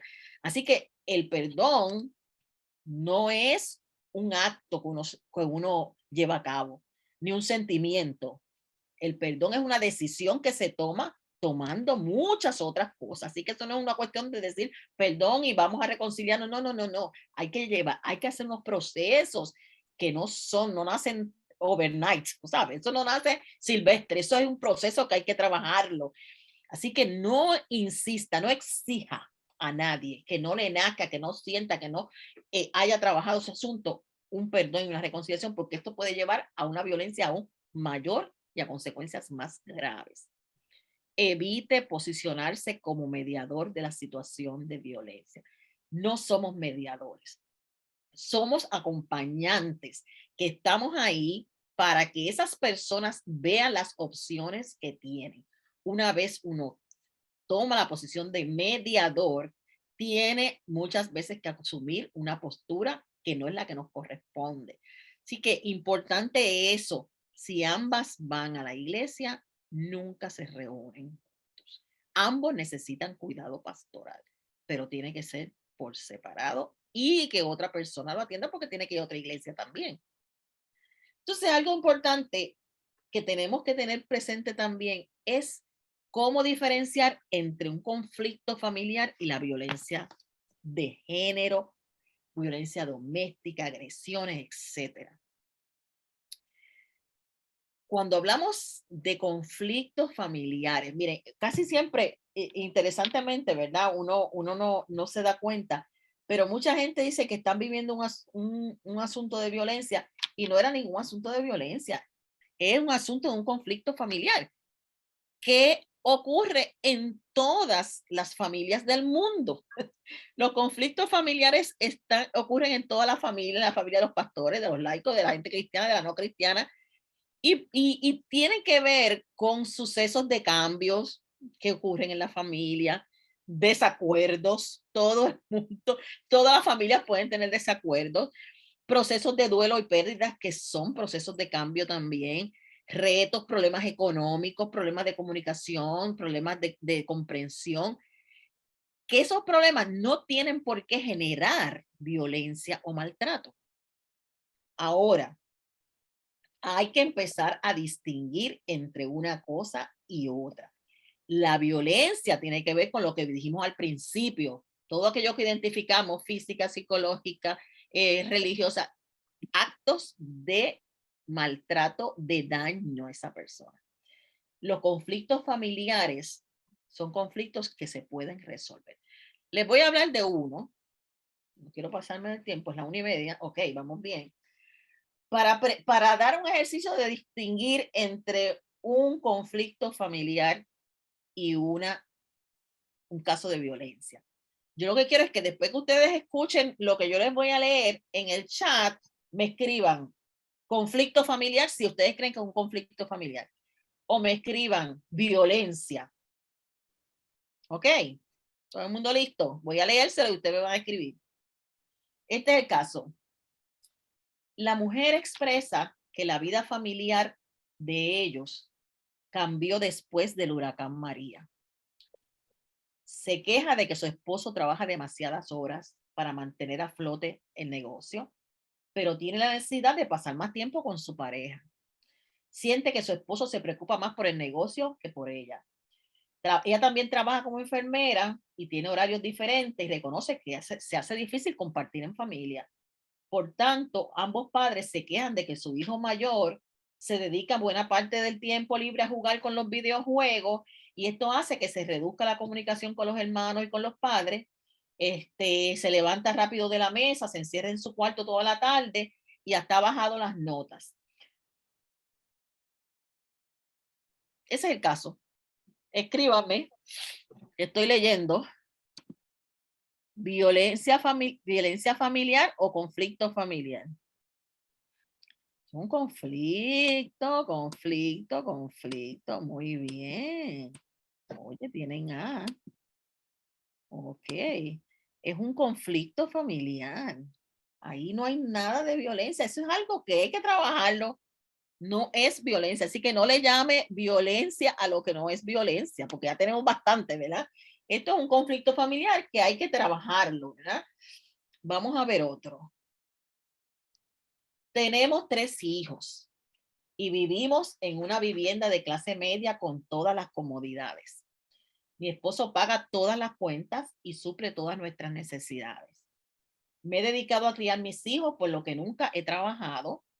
Durante la mayor parte de mi vida casada, mi marido me pega, pero es de vez en cuando.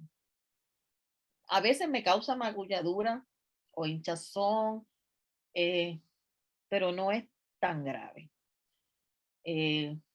Cuando estaba embarazada, yo recuerdo que una vez me dio una patada en el abdomen, sí. Varias veces llamé a la policía, pero no me respondieron a mi llamada y yo entendí que no era necesario seguir insistiendo en denunciar. ¿Alguien tiene duda de lo que hay ahí? No creo que haya ninguna duda, ¿verdad? No creo que haya alguna duda. Definitivamente es violencia, definitivamente. Muy bien. Ok, con esos 2 casos yo creo que es suficiente. No les voy a poner otro más. Está muy bien. Yo creo que tienen A+. Ya saben que ya estoy segura que aquí no hay nadie que confunda un conflicto familiar con violencia de género. Ok. Entonces, ¿a qué nos llama el evangelio nosotros ante esta realidad? Pues sobre todas las cosas nos llama desde la palabra de Dios, que es Dios mismo, la acción creadora de Dios, desde la palabra que es Dios mismo y desde la Biblia como palabra de Dios. No importa de dónde usted busque esa palabra, siempre los va a llevar a denunciar todo lo que sea violencia y afirmar la vida siempre de cualquier ser humano. No importa cómo se llame ese ser humano, esa vida es para Dios y ahí es que tenemos que plantarnos siempre.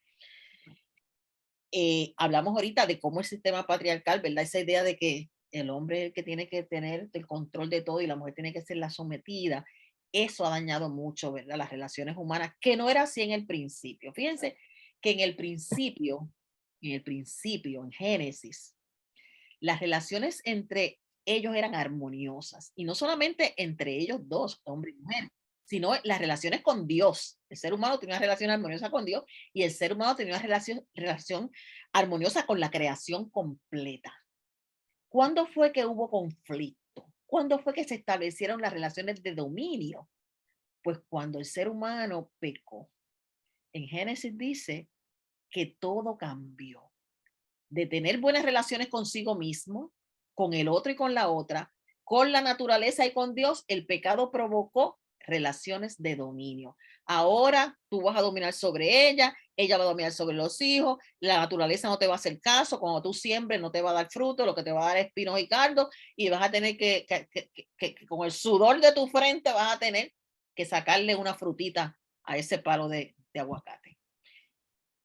Ese problema no es voluntad de Dios. Eso es consecuencia del pecado del ser humano. O sea, la consecuencia del pecado del ser humano fueron las relaciones de dominio. Las relaciones que son conforme a la voluntad de Dios son las relaciones de armonía, de amor, de comunicación. Así que desde la fe tenemos que denunciar todo lo que sea patriarcal, centrado únicamente en el varón, porque las relaciones que nos habla la palabra de Dios desde el origen son relaciones de armonía. En ese mundo patriarcal hay muchos textos que hay que volverlos a leer, que hay que volverlos a atender, ¿Por qué? Porque nos van a mostrar, si lo leemos a la luz del evangelio, ¿verdad? De la práctica de Jesucristo, de equidad, de inclusión, de compasión, de comunicación, nos vamos a dar cuenta que hay mucha violencia en esos textos, que hay mucha exclusión de las mujeres y que Jesús con su práctica, con su misión, predicó en contra de esa exclusión, predicó en contra de esa violencia hacia las mujeres y por eso es que nosotros tenemos que volver a leer esos textos. Hoy no vamos a hacer un estudio bíblico, ¿verdad? Porque no lo tenemos aquí, pero esos textos después tendríamos que trabajarlos y leerlos desde esta perspectiva del evangelio y del amor para poder entender cuán contradictorio puede ser la violencia hacia un ser humano desde esta perspectiva. Entonces, todas esas personas que Jesús se encontró en la calle con ellas o en su misma casa con ellas, fueron personas que fueron reeducadas para poder entender lo que es esa equidad, esa nueva manera de entender las relaciones entre hombres y mujeres. Esa nueva manera, Jesús la modeló con sus acciones, la modeló con sus milagros, la modeló cuando habló con Marta y María, la modeló cuando habló con aquellas mujeres samaritanas, la modeló cuando sanó a la mujer que tenía el flujo de sangre, la modeló cuando atendió a la mujer que era adúltera y querían apedrearla. Todas esas personas recibieron la buena noticia que hoy estamos hablando, que para Dios los seres humanos son hechos a imagen y semejanza de él, y por encima de las consideraciones humanas nuestras y los prejuicios nuestros tiene que estar la compasión, la inclusión. Miren, Marta y María, esas dos mujeres, ¿cuál de las dos quería más a Jesús? Las dos eran dos mujeres maravillosas. Una que le encantaba cocinar y fregar y barrer y papear, y otra que le encantaba escuchar a Jesús hablar. Miren que dos mujeres más diferentes. Entonces, una se queja de que la otra no debe estar ahí, debe estar ayudándola. ¿Por qué ella se quejó? Bueno, porque esa sociedad en la que ella se crió, eso era lo que enseñaba, que ese era el lugar que le correspondía a ella como mujer. Pero entonces Jesús intervino y dijo, no, Marta, mira, esto aquí también le corresponde a María. Sentarse a aprender, eso le corresponde también a María. No es solamente aquello es importante, pero esto también. Esta es la mejor parte, mija. Esta es la mejor parte y nadie se la puede quitar. Tú debes venir también y participar de esta mejor parte. Y créanme que Marta, que el evangelio no cuenta cómo fue esa conversión, pero Marta dijo, no, pues no, soltó los trastes, porque cuando Marta dice, tú eres el Cristo, el Hijo de Dios viviente, ante la tumba de su hermano, era porque Marta tuvo que sentarse a los pies de Jesucristo, como Jesús le aconsejó. Y tenemos a un Pedro que dijo, tú eres el Cristo, Hijo de Dios viviente, y todo el mundo, Pedro lo dijo.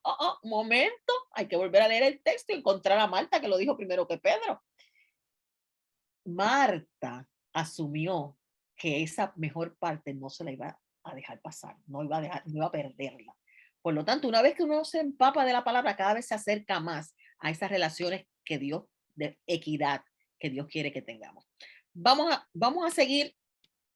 Hay muchas referencias. Todo esto lo tiene Rosa, lo tiene Carmen. Si ustedes quieren el PowerPoint, lo pueden recibir, no tienen que escribir nada. Pero voy rapidito porque no quiero que se me acabe el tiempo sin tocar acciones de la iglesia concretas. ¿Cómo podemos atender el asunto de la violencia hacia los seres humanos? Cualquier tipo de violencia de género. Primero, nosotros podemos manifestar como iglesia en declaraciones públicas, y sé que la iglesia presbiteriana tiene unas declaraciones públicas, que todas las formas de violencia son pecado porque ignoran la imagen de Dios en el ser humano. Eso lo tiene la iglesia a nivel denominacional, pero iglesias particularmente, nosotros como iglesias particulares, también podemos hacer manifestaciones, declaraciones públicas que nuestra congregación lo sepa, porque algunos de ustedes me dijeron que desconocían, que quizás no tenían un protocolo, pero a lo mejor tienen el protocolo y no lo conocen. Pues hay que manifestarlo, hay que decirlo, hay que informar a las iglesias de las diversas formas de violencia contra una mujer desde una mirada contextual. Hay que establecer políticas y prácticas que exijan responsabilidades a los autores de la violencia. No se puede ser neutral ante la violencia, como bien decía la hermana Carmen ahorita. No se puede ser neutral, hay que tomar partido en favor de las víctimas y en contra de las personas que agreden. Hay que fijar momentos también en el año para abordar esta cuestión, como están haciendo hoy, pero también el Día de la No Más Violencia contra la Mujer, el 25 de noviembre, o el 8 de marzo, el Día Internacional de la Mujer. O sea, son momentos propicios porque están en las redes, están en la televisión hablando del día. Aprovechemos esos momentos para hablar desde la fe, lo que significa para nosotros como creyentes. Hay que nombrar también a veces personal dentro de la iglesia que busque soluciones y siga de cerca cualquier incidente de violencia que sufra una persona. Hay que abrir quizás una célula de mujeres que estén luchando contra este mal y hay que dotarlas de fondos. Siempre digo de fondos porque a veces queremos hacer muchas cosas, pero no le asignamos presupuesto a estas cosas. En ese presupuesto al principio del año vamos a trabajar con este tema asignando un fondo para ese tipo de atención, ¿verdad? Hay que crear grupos de vigilancia que indaguen sobre las denuncias en la comunidad. A veces nosotros no sabemos que vivimos en una comunidad que tiene una tasa alta de violencia, violencia de género, violencia doméstica, violencia intrafamiliar, todo tipo de violencia. Y eso está ya determinado ya por estadísticas y a veces la iglesia está ahí anclada y desconoce qué está pasando en la comunidad. Hay que estar al tanto de que eso está pasando para entonces tener gente que vigile eso y que pueda también proponer soluciones a ese problema. Hay que incluir el tema en nuestros sermones, hay que incluir el tema en estudios bíblicos, hay que incluir el tema en nuestra escuela bíblica. Nosotros hemos trabajado el tema de la violencia, yo encuentro que muy superficialmente muchas veces, y a veces hasta con nuestras historias, fomentamos más la violencia que la armonía. O sea, si nosotros seguimos enseñando a nuestros niños de escuela bíblica que David cogió a Goliat y lo mató y después le cortó la cabeza, ¿verdad? Esa es una escena bien violenta para un niño. O sea, en una sociedad como la nuestra, esto tiene que ver con la contextualización, ¿verdad? Que tenemos un problema de bullying en las escuelas, de niños que son acosados por ser diferentes, por ser gordos, por ser flacos, por ser blancos, por ser negros, por ser afeminados, por cualquier razón. Un niño puede ser objeto de violencia con sus compañeritos y compañeritas. Y si tú tienes en la iglesia a un niño que está siendo víctima de esa violencia y tú el domingo en la escuela bíblica le dices que eso hacía Goliat violentando a David hasta que un día David le tiró con una piedra, lo achocó y después le cortó la cabeza. Eso no es un buen mensaje para un niño que está sufriendo de bullying. Él puede hacer lo mismo. Él puede tomar esos mensajes para él como que aquí se acabó el problema, lo voy a matar. O sea, hay que tener mucho cuidado cómo enseñamos estas historias de violencia a nuestros niños y niñas que no son adultos para entender algunas cosas. Así que eso hay que releerlo a la luz de la realidad que estamos viviendo hoy. Hay que hacer también nuestra iglesia un lugar seguro donde la gente se sienta que puede estar allí, que puede protegerse allí, que puede dirigirse a buscar refugio, apoyo y sanidad y que no va a ser victimizada o de victimizado más. Hay que ofrecer oportunidades de sanidad a las víctimas y a los victimarios también. Si nosotros tenemos la posibilidad económica, porque hay iglesias que tienen posibilidades económicas grandes, ¿verdad? Podemos hasta abrir un refugio a corto plazo para las personas violentadas. Cada vez que hay un asunto de violencia, hay que sacar a un hombre con sus niños, a una mujer con sus niños de la casa y pasar la noche en un lugar. Llaman a diferentes sitios. Tú tienes un cuarto ahí que yo pueda tener esta familia una noche protegida. Porque no es lo mismo sacarla de aquí a otro pueblo que en ese mismo lugar, un sitio donde pueda estar protegida. ¿Y cuántos cuartos no tenemos nosotros a veces en nuestras iglesias, en nuestras congregaciones que podemos habilitar para que una familia pase una noche y se libre de la muerte? Claro que los tenemos. Vamos a pensar en esas posibilidades. Esas son cosas que se pueden hacer concretas, ¿verdad? Una línea directa, aquellos que tengan las posibilidades, una línea directa para responder a denuncias de violencia, donde la gente pueda sentirse cómodo de llamar y que se pueda canalizar esa preocupación y ese grito. La violencia sexual es un tema que podemos trabajar en otro taller, eso es otro tema, ¿verdad?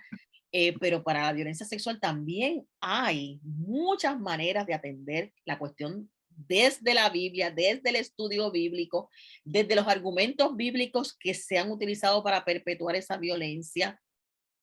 desde las interpretaciones bíblicas distorsionadas. Eso se puede trabajar.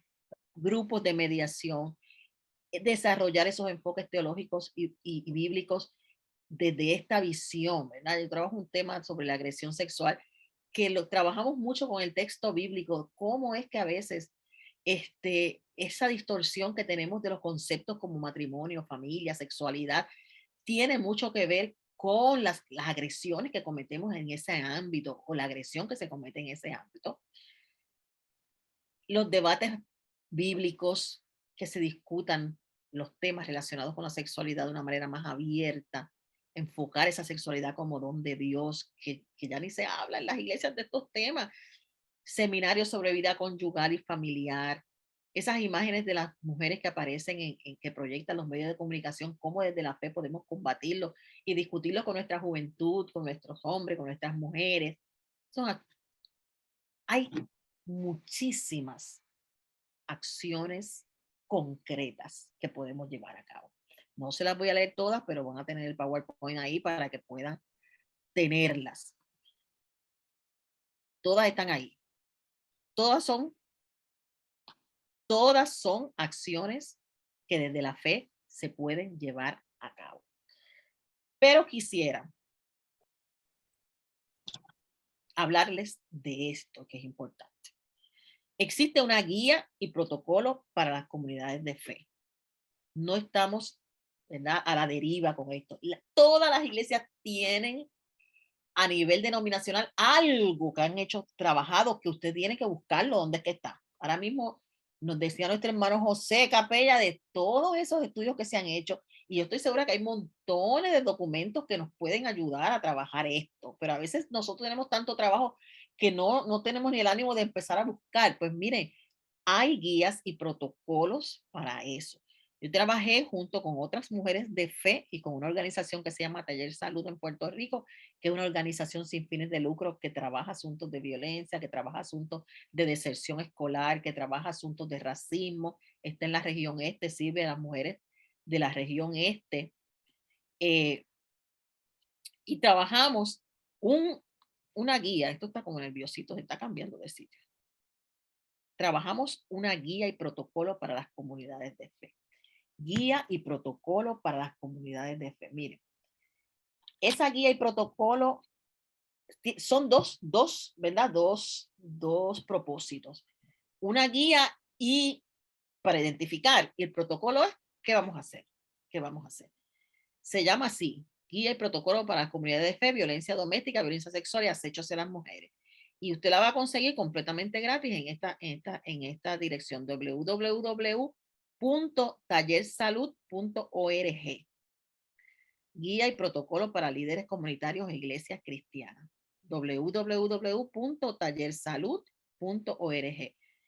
La baja ahí y esa guía va a ser una herramienta práctica para líderes, personas de comunidades de fe, porque se escribió con ustedes en mente, ¿verdad? No es para cualquier grupo, es para comunidades de fe, al momento de intervenir y manejar casos.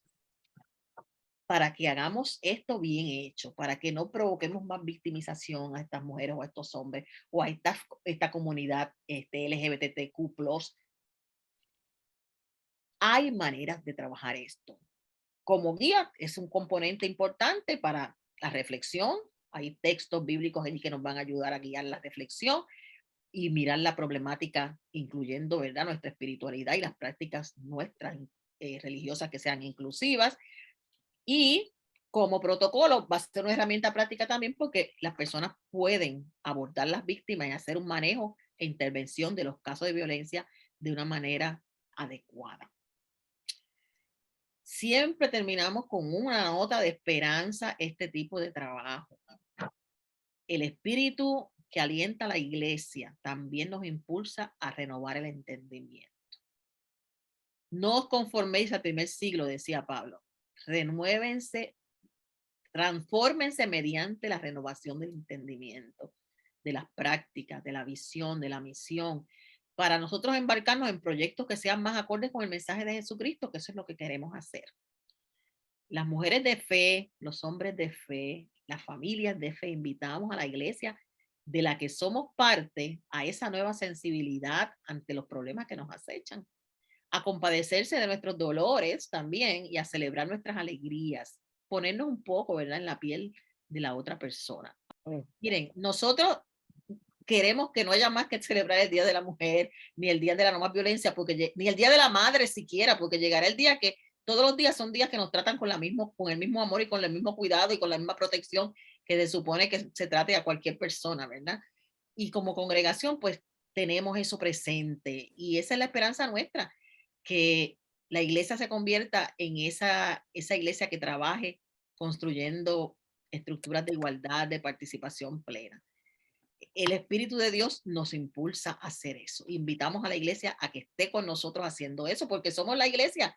Todas las que estamos aquí, las que no están y los que no están, son parte de esa iglesia, pertenecemos a esa iglesia y precisamente es la esperanza lo que nos mueve a mantenernos en esa iglesia. Así que importante, no se desanimen, siempre es buen momento para tener una iglesia profética, testimonio del evangelio, que no excluya, y vamos a seguir trabajando en esto hasta que eso se logre, ¿verdad? Nosotros tenemos fe, la esperanza es lo menos que es lo último que se pierde y como mujeres y hombres de fe creemos que eso va a pasar, que es llegar el momento que no hay que trabajar estos temas porque vamos a estar ya en ese kairos de Dios, ¿verdad?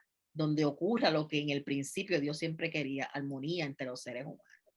Ahí les comparto una oración, un Padre Nuestro contextualizado al clamor de las personas que sufren violencia y esperamos que esa realidad se haga realidad en nuestra vida para que algún día podamos decir, porque tú nos creaste para ser plenos y plenas siempre y disfrutar siempre de tu reino, tu poder y tu gloria.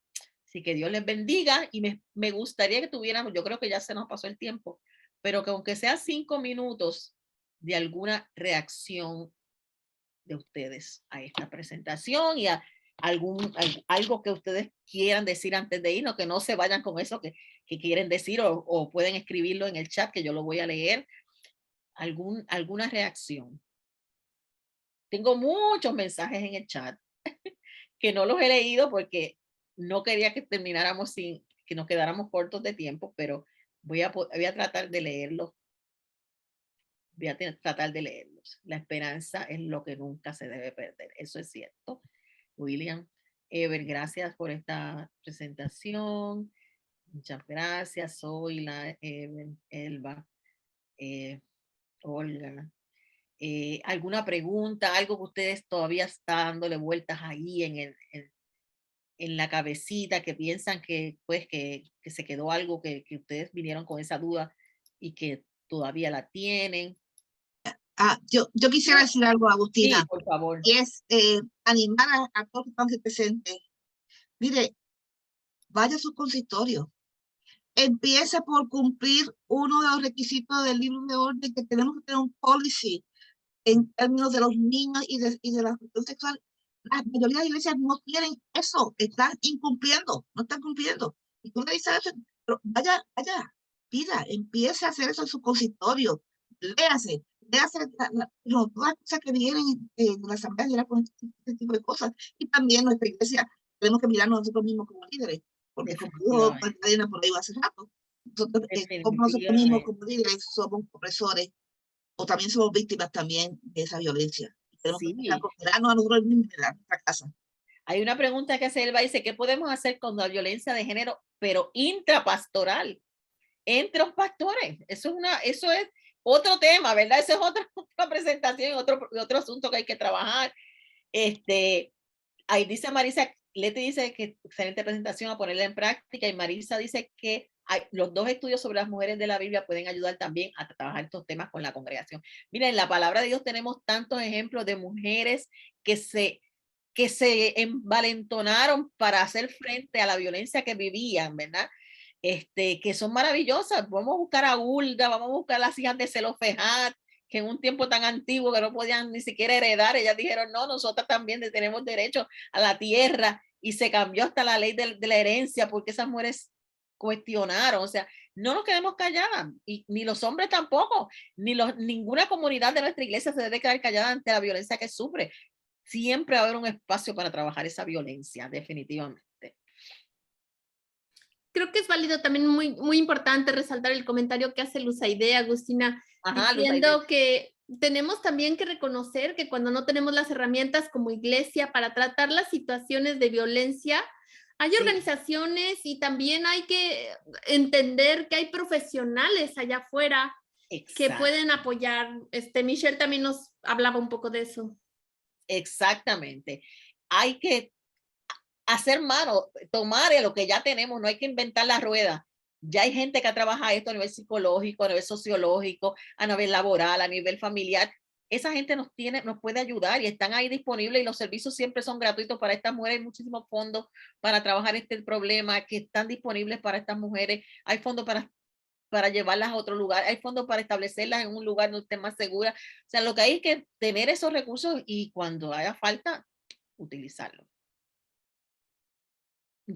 Casi no puedo leer todos los mensajes porque se me puso nerviosa mi computadora. Digo, la computadora que tengo aquí prestada se puso nerviosa y me brinca los mensajes, pero nada, cualquier otra cosa me pueden escribir. Ellas tienen mi correo electrónico y cualquier duda, cualquier pregunta, estamos a la mayor disposición de ayudarla. Si están trabajando con esto en la iglesia y no saben cómo comenzar, que no saben cómo trabajarlo, esta guía es muy buena para eso. La guía de protocolo, por las dos razones que les dije, ¿verdad? Es una guía, pero también nos dice cómo manejar e intervenir, que casi siempre ahí es donde se nos tranca la cosa, la cuestión de la intervención. Y hay pastores que mandan a estas mujeres, las mandan a otra iglesia para no tener que bregar con el asunto, ¿verdad? Yo siempre recuerdo de esta mujer que una estudiante mía que me cuenta que es pastora, que él recibió esta pareja en la iglesia y era que tenía un problema de violencia y otro pastor se los mandó para que fueran a esa iglesia, pero no le dice que era que tenían un problema de violencia. Ella lo descubre porque se da cuenta que era una obsesión tan grande de él que no la dejaba ni respirar, en ninguna actividad podía ir sola, ella tenía que estar con él se sentaba con ella en la iglesia, cuando después que había una actividad de confraternización era al lado de ella, y no podía ella nunca comunicarle a la pastora lo que estaba viviendo, hasta que un día se envalentonó y lo escribió en un papelito. Le puso, cuando la saludó en la puerta, le dio un papelito en la mano que decía: quisiera hablar con usted en este lugar, tal día, por favor, es urgente. Entonces le entrega el papelito delante de él, pero a la mano a la pastora para que no se diera cuenta, y la pastora guardó el papelito, no hizo ninguna, ¿verdad? Ya estaba ya lista para esto. Y cuando va al lugar donde ella la citó, era la casa de su mamá, y se quita la ropa y le enseña toda su espalda. Ahí era donde él la golpeaba, donde no se podía ver. Y pareciera que era el esposo más amoroso del mundo, porque no la dejaba hacer nada todo el tiempo con ella, no la dejaba respirar, y era precisamente para que no tuviera ningún espacio para decirle a nadie lo que ella estaba viviendo. Pues ese tipo, ¿verdad? De tener percepción, ¿verdad? Y ver más allá de lo normal, en algunos casos nos ayuda a identificar también. José Manuel está levantando la mano por ahí también. Sí. Vilmari o José Manuel. Bueno, Vilmari es la que... José Manuel dice que él estaba como Marta cocinando. Está bueno. Sí, quiero comentarles que lo puse ahí también en el chat, varios recursos que hay disponibles, y uno de esos recursos es nuestra misma hermana Rosa, trabajando con Edwin en el podcast Una Cuestión de Fe, A Matter of Faith en inglés. Tiene ¿verdad? Sus episodios semanales, pero una vez al mes está Rosa con Edwin trabajando en muchos de estos temas que hemos dialogado aquí. Profesora, muchísimas gracias por esta presentación. Y muchos de estos temas se han trabajado con recursos de alrededor de Latinoamérica también, porque es algo que es bien necesario. Miren, nosotros, la oficina de la Iglesia a nivel nacional tiene un comité de abogacía en pro de la mujer también. O sea, tenemos los recursos si usted los necesita. Rosa, estoy yo, está Marisa, está José Manuel, estamos Carmen, que ahora preside uno de nuestros comités. Estamos aquí para ayudar en lo que usted pueda necesitar, y si nosotras y nosotros no podemos ayudarle, le buscamos una persona que pueda y le referimos, pero no se quede con eso, porque yo misma, y lo he visto en mi propio, en mis propias experiencias, en mi propia familia, que personas que han sido víctimas de violencia doméstica y violencia de género y la iglesia no le ha respondido. Nuestra iglesia tiene políticas oficiales de las cuales podemos sostenernos y son políticas sólidas, son requeridas en el libro de orden y eso nos ayuda también. Así que gracias Agustina, gracias Rosa y estamos aquí a la orden. Gracias, gracias Abimael por decirnos. Yo sé que me consta porque yo he utilizado esos recursos también. Sí, señor. William también tiene la mano levantada y otra persona más. A ver si puedo verlo. Sí, yo solamente quiero decir que estoy agradecido de Dios y de usted porque me lleva a tomar una introspección que a veces uno está cometiendo violencia y no sabe que lo está haciendo. Y con este tema de educación, pues mejora uno su comportamiento, claro sí, dirigido a la perfección, que nunca vamos a llegar, pero qué bueno que vamos en ese camino y quiero decir bravo. Gracias, gracias William. Mirna también tiene la manita alzada. Pues quería decir, ¿verdad?, que el Presbiterio del Suroeste tenemos un comité asesor para el presbiterio. Estamos trabajando duro con el tema del maltrato y la violencia de género. Sí. Ya hemos hecho unas grandes, usted ha participado sí, de nuestra ponencia, conversatorios, panel, y estamos llevando el mensaje a las plazas públicas de Puerto Rico. Bueno. Ya estuvimos en San Germán, la anterior estuvimos en Añasco y tenemos programadas para llevar ese mensaje, ese brochure, esa información de todas las agencias que existen, incluyendo las de la iglesia, para trabajar con este tema. Así que sí, estamos haciendo. Yo sí entiendo que hay mucho por hacer, pero doy gracias a Dios porque estamos haciendo para erradicar. Y bien rapidito, mi padre fue un padre maltratante. Yo viví esa experiencia y mi madre una mujer de fe que jamás quiso salir por quizás ser señalada por la misma iglesia. O sea, cuando hemos vivido esas experiencias, pues mire, bueno, yo doy gloria a Dios por eso, ¿verdad? Y porque todavía existen estos foros donde podemos expresarnos. Qué bueno, gracias Mina, y Rosa y Carmen y Luz Aide por ayudarnos con todos estos temas que son importantes. Gracias a ti por decirnos, por hablarnos, ¿verdad? Porque esa retroalimentación es importantísima. Betty también tiene la mano alzada por ahí. Sí, quiero dar las gracias por abrir esta charla, no solo al Concilio Presbiteriano. Sí he estado en el Concilio Presbiteriano cuando vivía en Puerto Rico, pero ahora no vivo en Puerto Rico y donde vivo no hay iglesias presbiterianas hispanas. Por tanto, he tenido que ir a otro lugar. Pero mi hermana sí vive en Puerto Rico y fue la que me hizo llegar el link para comunicarme con Rosa. Y ella amablemente me abrió la charla para yo estar.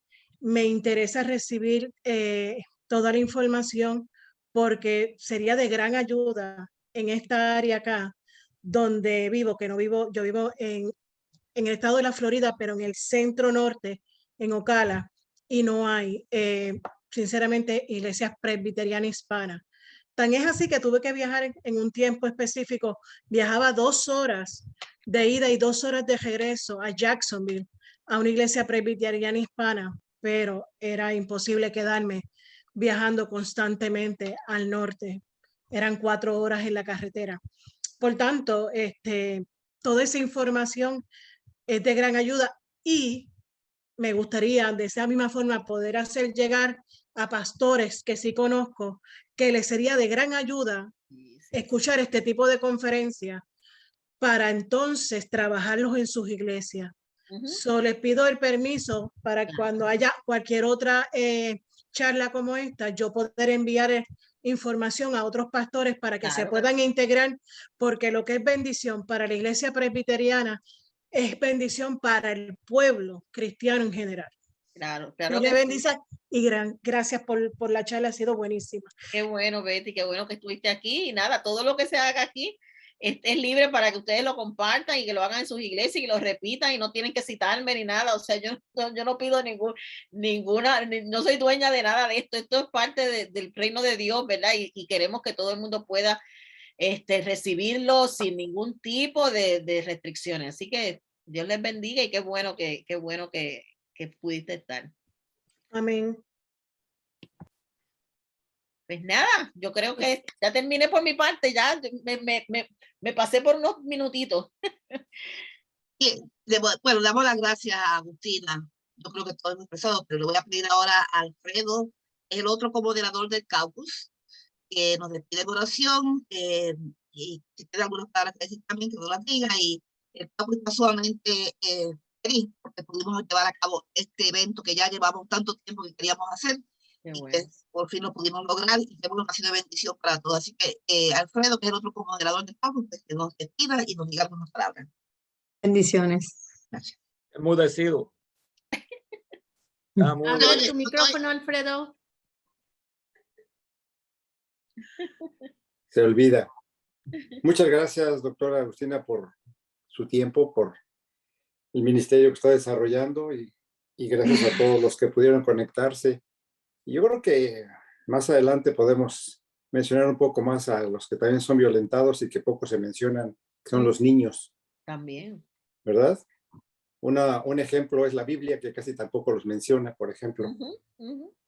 Entonces, también hay que dedicarles a veces un poquito a hablar del maltrato para los niños. Ok, vamos a orar. Amén. Señor, te damos muchas gracias porque tú nos has dado este momento y esta oportunidad de poder compartir al dar y al recibir. Te pedimos que esto no quede en saco roto, sino que podamos nosotros aprovechar la enseñanza y poderla aplicar en nuestras comunidades de fe y en nuestras comunidades en las cuales vivimos. Gracias por el ministerio que se está desarrollando y te pedimos por cada uno de los aquí presentes. Despídenos en el nombre del Padre, del Hijo y del Espíritu Santo. Amén. Amén. Bueno, gracias. Dios los bendiga. Gracias. Bendiciones. Bendiciones. Bendiciones, gracias.